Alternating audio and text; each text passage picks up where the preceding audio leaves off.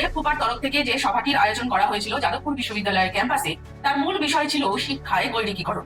BJP বিরোধী এই বিষয়ই কি বামেদের গায়ে লেগে গেল? এই কারণেই কি ঝামেলা করে সভা বানচাল করে দেওয়ার চেষ্টা চলছিল? সম্প্রতি বামেরা সিদ্ধান্ত নিয়েছে বিজেপি কোনো ফ্যাসিস্ট দল নয়।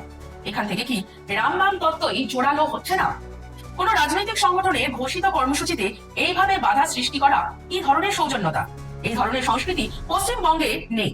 আসলে ভোটে শূন্য হতে হতে বামেরা এখন দিকবিদিক জ্ঞান শূন্য হয়ে পড়েছে। ন্যায় অন্যায় শিক্ষা সংস্কৃতির ঊর্ধ্বে উঠে গিয়েছে। নয়তো আজিকার আন্দোলনের সময় আমরা দেখেছিলাম কিভাবে গোপনে ডাক্তারদের মারার পরিকল্পনা তৈরি হয়েছিল এবং বাম নেতা কলতান দাশগুপ্ত এই কারণে গ্রেপ্তারও হয়েছিলেন।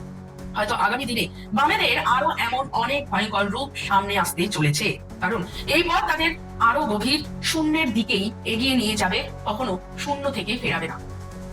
এই ধরনের আরো খবর শুনতে ইউটিউবে দ্য ডট চ্যানেলটিকে সাবস্ক্রাইব করে নিন এবং ফেসবুকে দ্য ডট নিউজ পেজটিকে সার্চ করে লাইক করে নিন।